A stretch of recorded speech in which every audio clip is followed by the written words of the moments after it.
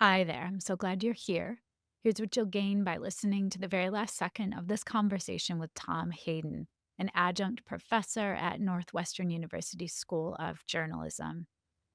Through my conversation with Tom, you'll learn how the PTA Equity Project, or PEP, in Evanston, Illinois, illustrates how well intentioned equity initiatives can create complex challenges when balancing centralized funding with school autonomy.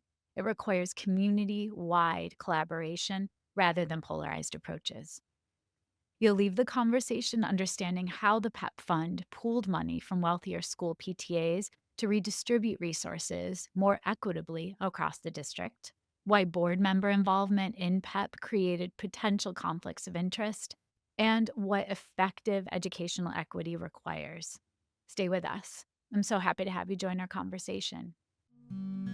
This is Solutions Coaching and Teaching Strategies, the podcast that extends education beyond the classroom. A show that offers educators and caregivers strategies to try right away and ensure every student receives the inspiration and support they need to thrive. I am Olivia Wall, and I am happy to welcome Tom Hayden as a guest on the podcast today. Let me tell you a little bit about Tom. Tom Hayden is a writer, journalist, business owner, and parent to an awesome 9-year-old. He lives in Evanston, Illinois, and runs bloggra.com, a blog devoted to local governance and transparency. He's currently on hiatus from the blog while he's adjuncting at Northwestern University School of Journalism. Tom, I reached out to you. I was lucky to find you, actually. I live in a city with 8 elementary schools, and there was a parent communication blog around the PTA Equity Project in Evanston. And so I started to do some research on that and went to their website. I think it's important listeners know what the PTA Equity Project's mission and vision is. And I reached out to them to be guests on the podcast, but I never heard back. This was a few months ago. And truly, with the intent, I wanted to learn about it because I think it'd be cool. From their website, it sounds dreamy. Um, Equity for all kids, all buildings. And then I ended up finding your blog as a result of just continuing to research and trying to better understand what happened with this project. And Cool. then I got lucky because you agreed to come on. So, yeah, I'm going to read the mission and the vision from their website to just set some context for listeners, and then we'll jump right in. Sound Yeah, good? sounds good to me. All right, here we go. This is their mission from the PTA Equity Project's website. The PTA Equity Project advances equity by advising District 65 PTAs and supporting equitable access to educational enrichment and community building opportunities for all District 65 students. That sounds great. And then the vision. Our district, one district, one fund, one community, equitably meeting the needs of all students across our 18 District 65 schools. That sounds great too. And then they explain a little narrative of how. PEP does this by pooling PTA funds and equitably distributing them to all schools, ensuring that each school, each PTA has funds that they need to provide opportunity for the students. Additionally, the PEP committee, made up of caretakers and teachers, work together to create and share equity toolkits that assist PTAs to ensure equitable outcomes at each school. I want to also disclaim you are not part of you're not on the PTA, Correct, I'm and you're not. also not associated with the PEP fund. I think your perspective as a caretaker as well as a district parent and journalist will be fascinating. So let's jump in. Yeah, I'm totally from the outside here. Yeah, I think that's really helpful actually as an outsider myself and trying to get a better understanding. So I asked you to have a nugget of research or research you lean on to kick us off. So will you start with that? Yeah, so, can I give a little bit of it might be helpful to have a little bit of additional background in Evanston. Yeah, So, please. Evanston is a school district with about 6,000 students. It is K to 8. So Illinois has a two-tiered thing where it's K to 8 students are in one district and the 9 to 12 students are in the other district. Um, Evanston is also the home to Northwestern University, so we have a large university here. And in terms of fundraising for things like what the PTA might do, the university brings in about $10 billion. The university has a $10 billion endowment. It's massive. And our high school is able to bring in, Evanston has one high school. So we have 17 buildings in the K-8 world and then one high school campus. I think it might be Wow. the largest public high school in America. It's huge. It's like 5,000 students.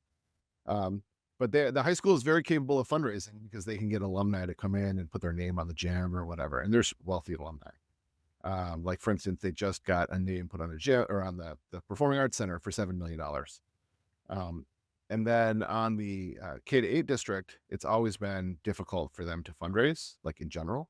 And Evanston's a small enough place where like the PEP fund is, I think, a very good sort of testing ground. Yeah. I wasn't involved in any of this. I sort of came in later on. We can talk about it a little bit, but I sort of came on later on when we started looking at some of the numbers, and it was like, well, like this is a good idea. Does it like actually work? Yeah. Um, the answer is complicated. And I wish I could give you a piece of research that's like, hey, here's the golden arrow for how to solve this fund, because it's in general a fundraising problem more than anything. And I don't actually have the good answer. I think there's a lot of interesting stuff happening, and I think there's experiments. I think I'm joking with my posts on like laboratory. The lab states are the laboratories of democracy, right? It's like it's actually your HOA board and your school board, right? And Yes. so, like, I think there's a lot of interesting learnings that can come out of the Evanston Yeah. case. The idea had been bubbling around Evanston. Evanston has a long and complicated racial history. Evanston has a part of town called the Fifth Ward, which is like the historically black neighborhood. It's not really, Evanston is much more diverse now. For a long time, for most of the 20th century, like black folks were redlined into the Fifth Ward.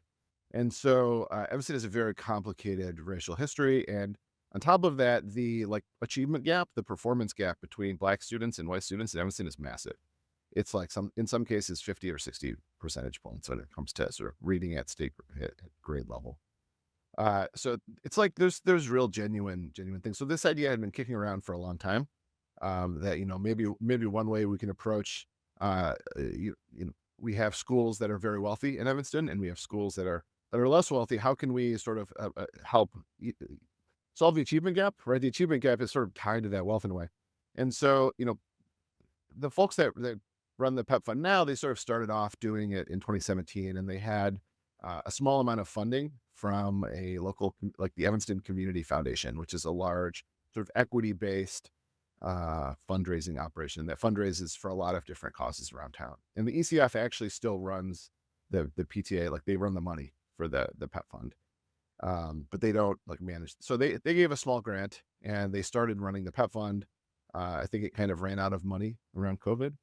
And then COVID happened, and all of a sudden, the PEP fund sort of provided an interesting. I think it actually provided a lot of value, which is a lot of these schools had large piles of money, basically, in the PTAs that they had fundraised, and they weren't going to do anything with it this year because of the closures. And they were able to use some of that funds. I actually was never able to tell how much for things like to give principals, basically like slush funds to help poor families. Got it. Okay. So, like, if someone needed like a modem at home or something, it would be funded through the PEP fund money. Okay. Sort of a thing where the state couldn't necessarily fund the things, but the PTA fund could. And so it's actually still going. I think it was a 3-year program, but I actually don't know what the current state is. Maybe we'll talk about it. The state gets a little nebulous because there was a lot. It presented a lot of issues for PTAs to be able to do What they PTA need to do. things, Yes. right? Which is Um, that was fascinating to me in your research that came out. Was there I know you became interested in it. What was there an event or a specific disparity outside of what you just described that caused you to wanna do the deep dive into reporting on this? well, when you do journalism, is sort of I do with my blog. People reach out to you with stories, Yeah. and anyone that's angry about anything, anytime, ever reaches out to you with a story. Okay. And I had a lot of people reach out to me about the equity fund, about the PEP fund, and they were mostly sort of people from the richer schools saying like, "Hey, we had this fund, we had all these galas, we built up this fund that might have been $70,000 or $100,000 of a big rainy day fund for our PTA, and it was taken from us to build this PEP fund." And so, what actually happened, if you read my posts, is, they started doing this program during COVID where it was kind of like, let's use some of this money to help poor students get modems or books or whatever. And then towards the end of COVID, all of the PTAs had a vote and they voted yes or no. Do we give this pile of reserves we have to the PEP fund to manage for, I think, I want to say that it was originally the next 3 or 5 years. I don't remember what the contract, or if it's even a contract. It's kind of nebulous. Yeah. But there is some expiration on it, but it's still going as far as I know. Okay. Um, I still get invites for the native plant sales. So like, I don't And know. we'll talk about that because it's fascinating to me. You know, let's talk their implementation versus their goals because we started off with their mission and their vision, but what ended up happening? I mean, so what ended up happening is overall, like, when I made my post, I was like, an econ grad student needs to study this because, Yeah. sort of what happened is they took all these piles of money. So, there's 18 schools, at 17 now. And at the time they were able to pool together, it was like 70 grand here, 60 grand here, 50 grand here. They went to the wealthy schools, got them to commit to providing their funds, and they all voted in favor of it. So it's like some people sort of came to me, they were like, our funds were rated. And it's sort of like, well, you voted, Yeah. it was put up for a vote and they voted to give all the funds to PEP. And they did. And so the PEP fund started off in 2020 with about $650,000, like a pretty sizable chunk of money. And right now, that fund, if you look on, so the ECF, the company, the nonprofit that manages the funds, if you look at their balances, it's down to about 450 or something in that range.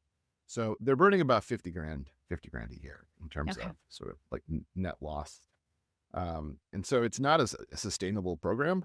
Um, but I do think the programs provide a lot of value, right? Like I've talked to parents across the district that are like, hey, my kid's going on a field trip. Like you never got to go on a field trip in the past. And like, that's great. That's cool. But like, ideally, you'd like this to continue on beyond when the money Yeah. runs out. Sustainable. Um, Yeah. yeah. And so the problem is in 8 years or whatever, that whenever that money runs out, it runs out, and it's it. And they're just not able to keep up with the fundraising coming in versus the money going out. I think there's a lot of reasons for that. The big one maybe is incentives in fundraising. Yeah. They sort of chased out the people that reached out to me were the best fundraisers who were like, hey, we had a gala to replace the track at the school. We raised 50 grand. We have no new track and all the money is gone. And why should I be on the PTA or fundraise at all? And so they kind of disincentivized the very people they needed to be able to bring in the money. So it's interesting. When I was teaching in New York City, I went from teaching in San Diego at a very, very impoverished school. It was in City Heights, mostly immigrant population from Somalia, coming refugees coming over, to teaching in Murray Hill in New York City. And that school held a gala every year. Yeah. And it was a big deal. And teachers had to be part of the auction to auction yourself off, time-wise, like, to spend time with children or families outside of the school, and the interesting thing I'll never forget, I got my roster first day or a little bit before working, and I saw PH next to some students' names, and so I walked across the hall like an idiot and asked the teacher and said, "What does PH mean?" She's like, "Penthouse." I was like, "Oh." Oh, Wow, okay. And then there were projects on 2nd Ave of kids that didn't really feel comfy leaving their apartment, so their caregivers wouldn't let them leave. So I had this crazy disparity within the walls of a classroom of 30 kids that were living completely different lives. And that was fascinating. And then this gala comes up, and I'm supposed to be part of the auction. We're supposed to each create these baskets. It's a big deal. And I was just so I didn't wanna do it. I felt so just gross about being auctioned off, and then I wanted to hang out with my kids that were in the projects on 2nd Ave, not a family that could buy me to have a play date with their kid outside of school. So I refused. I think I'm the only person, and I had to be called in, and it was like, "Why won't you you're a beloved teacher, why won't you do this?" And I said exactly what I just said to you, and so I compromised, I was auctioned, but I also then offered free time outside of school because I was like, "This is just so" felt so warped. So I get it. I get that the galas are huge fundraisers, but again, it just sets the divide up even more. that's sort of the challenge is with the PEP fund in its current form, I think the politics are very loaded in Evanston. So Evanston, also for more background, is in the last election, I think 91% of the town voted for Biden, like at the very blues. It's like the blues area. It's more blue than Chicago, than the city of Chicago.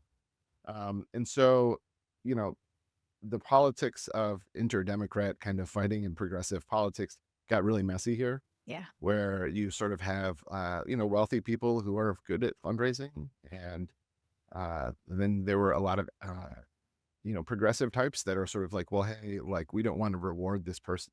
We shouldn't celebrate this white person for helping us. Yeah. And like, and I don't mean us, I mean, everyone in the pep fund is for helping the pep fund. But like, there's got to be some way we can meet in the middle here, because it's like the kids that benefit. Like, I don't care how, honestly, I don't care how the adults in the room here feel. Yeah. Like, I think it's really about like, are the kids getting, like, are the PTAs still able to do what they need to do? Like, for instance, when they first launched PEP, the big issue was that this is a common PTA thing, a teacher gets sick or the school secretary gets sick and they want to buy her a gift. Like, that's like that's everyone, they pull together, throw in a bunch of money and buy the person a gift. And the PTA fund or the PEP fund showed up and said, you can't do that. You actually, all the money has to go through us first, and then it gets redesigned based on, it was sort of this very collectivist approach. And I sort of see why they were doing it that way, to try to even it out. Yeah. But like, that prevented people from doing, basic sort of PTA functions.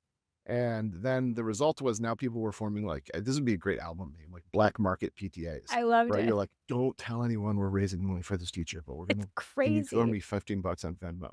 And so like, people would do this. And like, that doesn't work either. No. Like, that's not a great scenario to be in either, where you're trying to hide the money from the PTA fund. Yeah. And like, so like, there's got to be something in the middle, I think, and one of the things I brought up was, the children's hospitals are an example, right? Like, I think, in the children's hospital, like, every wing is named after some rich person. And like, maybe we should or should not celebrate that rich person. I don't know. Maybe it make them feel better about themselves. I don't know. Like, but the money goes towards the kid. Like, it's ultimately, at the end of And the day, research. about like Yeah. research and kids. And like, and so I think there's a trade-off. And I think on the progressive side, we may have gone a little bit too far on like trying to dunk on rich people. Ultimately, at the end of the day, when it's the kids that benefit, we look at here in Evanston, I can look at the high school. Some rich pharma guy just gave $7 million to the high school to build a new performing arts center. Yeah. Like, and it's named after him.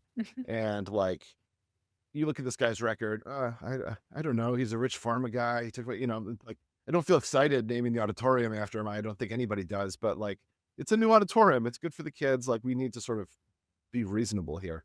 And, the other end of the spectrum is Northwestern. Northwestern will take money from anyone, anytime, no matter what. And so, we're sort of we're sort of hobbling our K-8 district for no good reason. Yeah. And that sucks.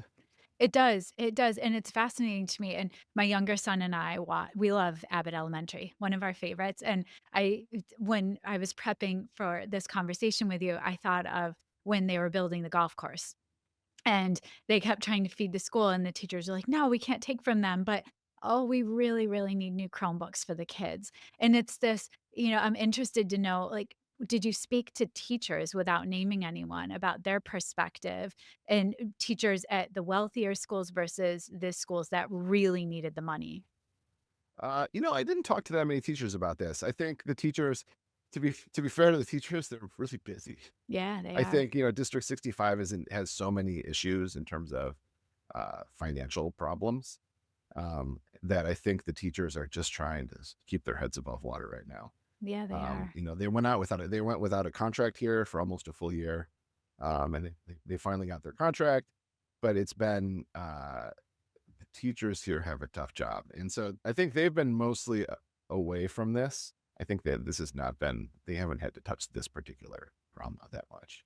So what's interesting though is it was drama, or I don't know, well, I'll say it was, because the PEP committee was actually part of school boards, was part of the buildings. Could you speak to that nuance of it too?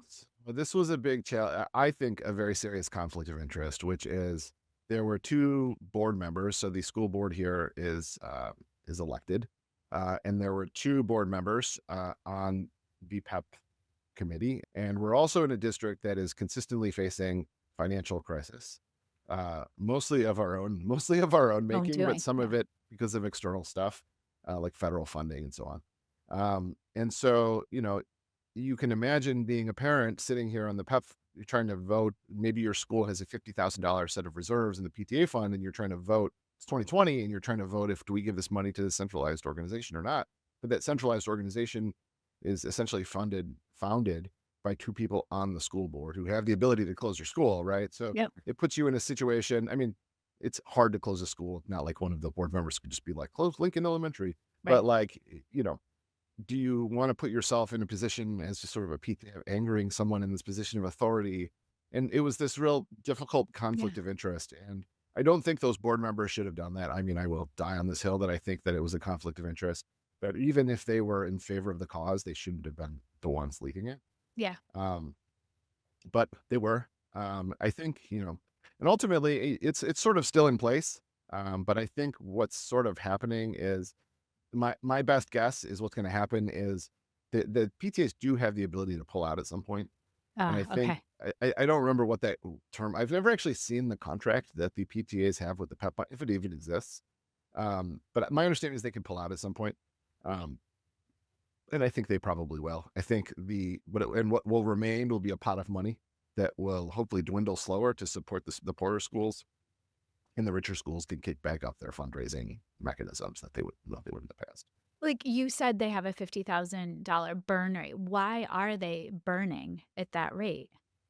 So the incentives for fundraising when you can't do galas is hard. I think like, they do collaborations. Like a lot of PTAs will do this. They'll do collaborations like local restaurants where it's like you go there and it's like 10% of the proceeds or something. Yeah. Or like a local bookstore will sometimes do things. Or like the big thing they'll do is like a native plant sale where like you go and buy plants and it goes into the pet fund, which then gets redistributed. But like that's like whether we like it or not, that's a rounding error compared to what a really good fundraiser can get you in a gala. And I know that no one wants to really hear that. And again, I'm not out here defending rich people, being like, yeah, they're great. But I think like we need to be realistic about fundraising and not shoot ourselves in the foot, right? Like the high school has no problem sort of taking money from this farm guy. I think it's more So of an art than a interesting. science. From where I live in Ithaca, that there's the IPEI, which is the Ithaca Public Education Initiative, and that has drastically evolved over the years of initially starting with these big events and galas and very, very wealthy benefactors to now doing a spelling bee and trying to be more grassroots. But again, I think it's hard. It's a hustle to try to do those smaller events, have the same people commit year after year when your kids are not in the school system anymore.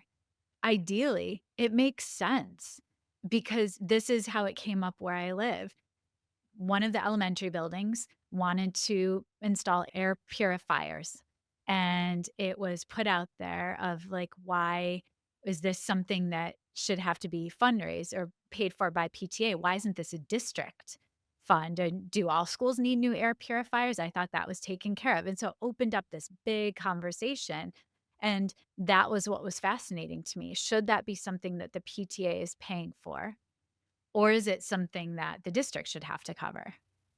Yeah, I think that's a legitimate. I mean, so the PEP fund, if you read some of their initial documents, wanted to have a capital fund on the side where it was like, we can fund the building of tracks or whatever.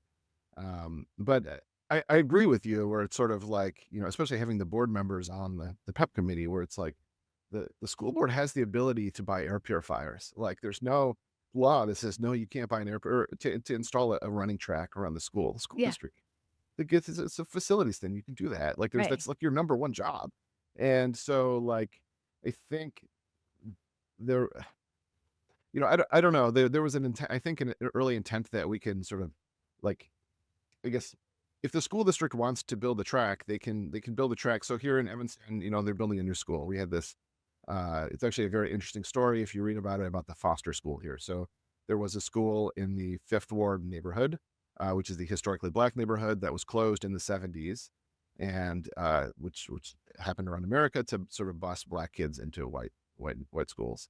And Evanston still does that. I think we might be the only district left that does this, but they closed that school and they bus those kids. And they finally, after a decade, we had an election here to build the school, and they voted no, and so it got shut down. And so then people tried to figure out ways to build the school, and eventually they figured out a way out of dubious legality, but they're building the school, right? And so like they're able to get facilities things done when there is like Push. when there's the push for it or when people want it. And like, I think, one thing that I've encountered with our district is school districts don't have very good facilities people. And I don't mean like the facilities people maintaining your facilities. I mean, they don't have the institutional knowledge necessarily on how to build a school. Like Evanston's a 6,000 student district.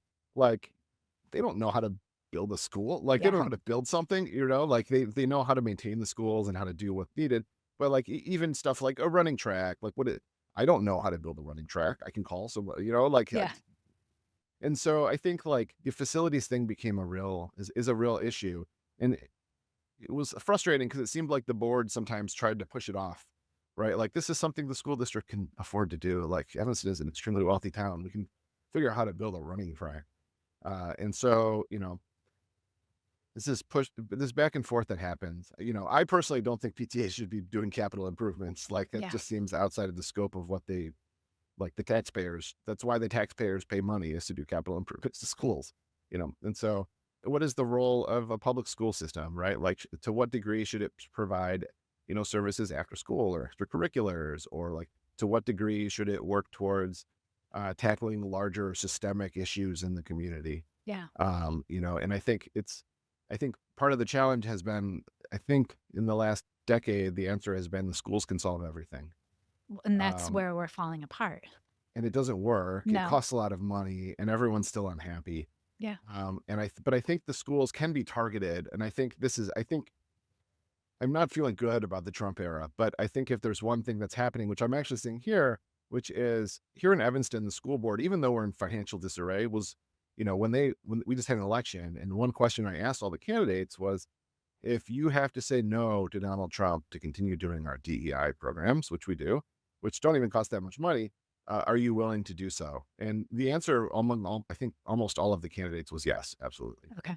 And so I think there's a movement to be more targeted in the way we handle issues like this. Like for instance, like here in Evanston, one thing I've been trying to suggest is instead of talking about equity broadly, like we can be more specific. Like the Yes. specific issue is in Evanston is Black student achievement. Like Black students are performing vastly lower than white students, and there's a lot of reasons for that. And it's not because we haven't hired the right consultant. Like it's not like the next consultant we hire is going to solve this Fix it. problem, or the Right. next PTA thing we do is going to solve this problem. And it's possible the school district has sort of limited capacity to solve the problem. But the school district has some role, the high school district has some role, the city has some role, which they've sort of been abdicating. And we have Northwestern here. Northwestern has a massive role in being able to do this, and they are just kicking the can. And more, I've become convinced that the role of a school board member is only half educational and the other half is political. And that political is like building bridges, is like working with things like the PEP fund. It's working with the city. It's working with Northwestern. It's working with the high school. And like, it's an elected job. It's functionally, at the end of the day, it's Political. political, but I think their roles need to be more political.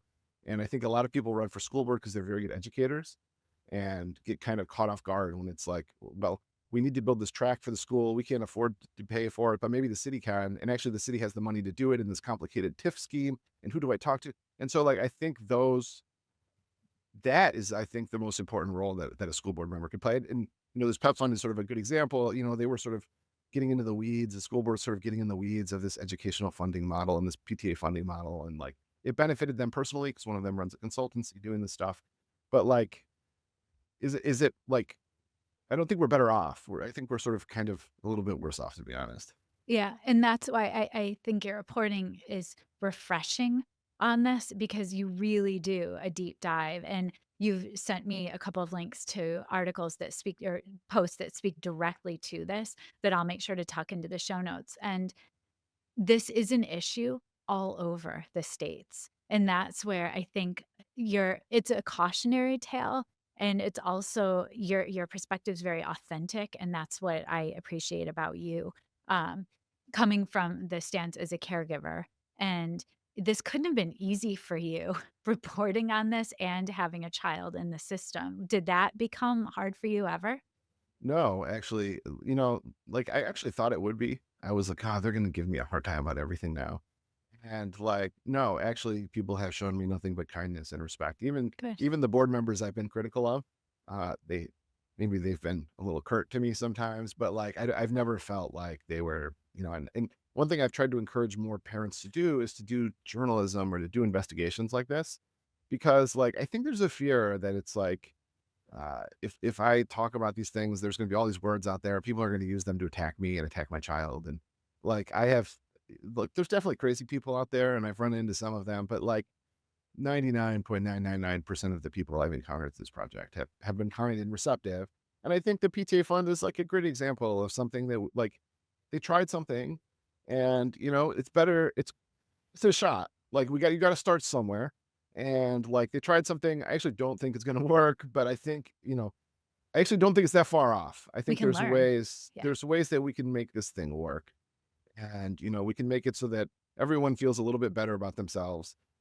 But more importantly, the kids get the money, right? Like, and the kids are going on field trips or whatever it is that the PTAs kids want.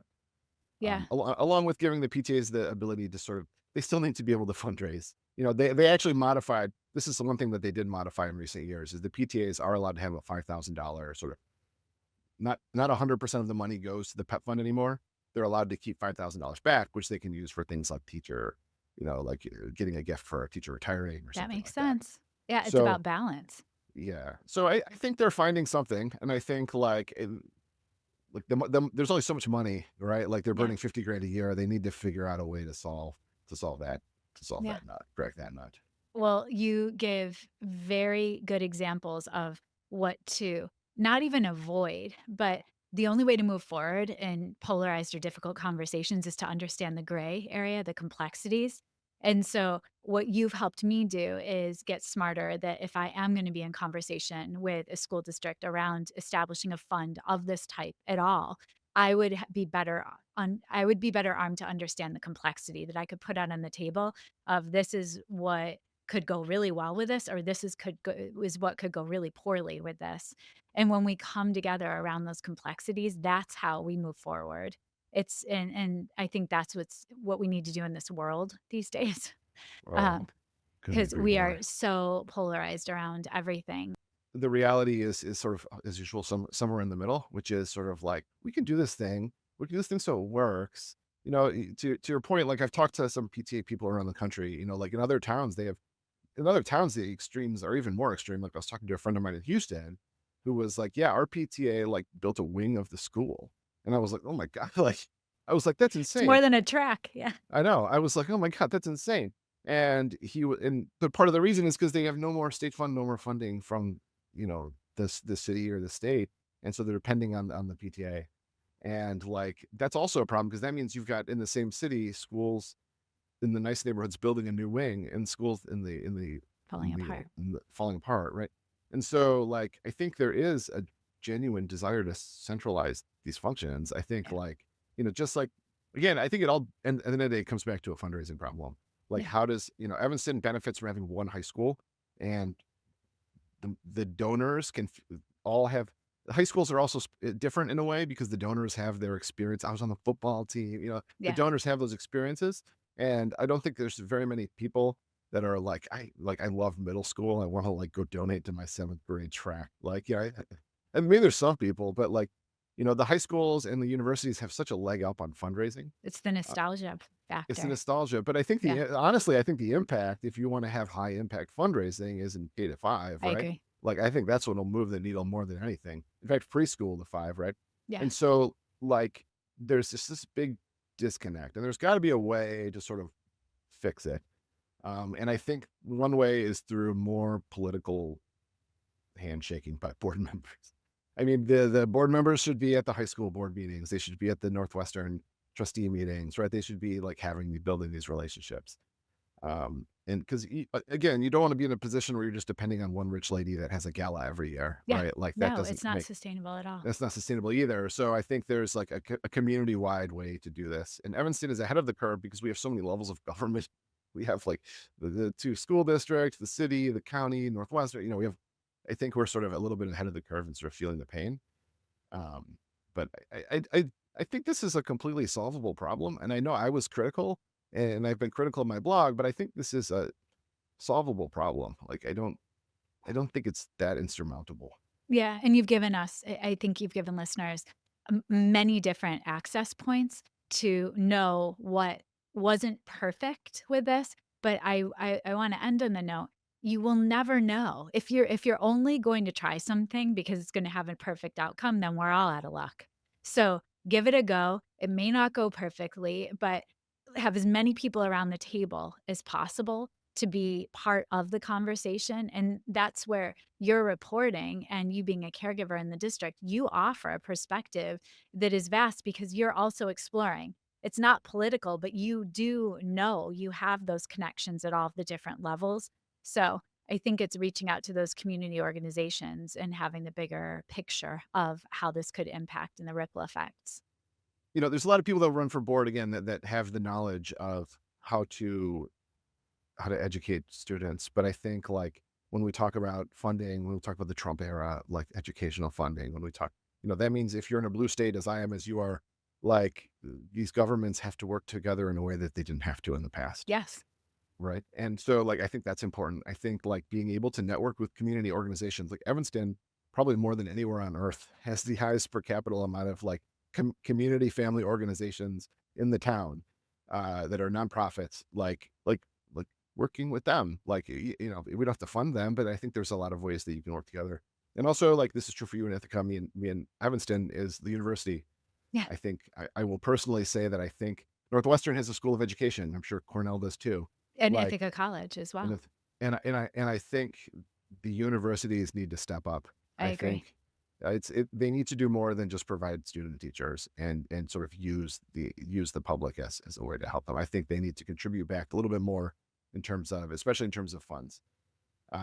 They have the funds and they have the ability to use them and the desire. And Northwestern is very motivated by PR. Like for instance, they're building this school in the Fifth Ward. It's costing the district $40 million. Northwestern is building an $800 million football stadium down the street. Why couldn't Northwestern be part of like why wasn't that Foster School, this school in the historically Black neighborhood, part of the stadium discussions? And the answer is because there was nobody from the school district and nobody from the city advocating for that. Yeah. Like there's no doubt in my mind if they had gone to Northwestern and were like, you can't, if the mayor went to Northwestern and said, we won't zone your stadium unless you help us with this Foster School. And It would have on top happened. of that, look at all the PR you can get for helping us with the Foster School. Yes. Northwestern would be like, yes, please, where do I sign? You That's know, so and and interesting. and the problem is like those conversations aren't happening. And like I think like it's board members that need to have those conversations. Like if you're running for board, you are the person shaking hands. You should know a lot of people. You should know the community, and like you should be the one in the room when the stadium negotiations happening.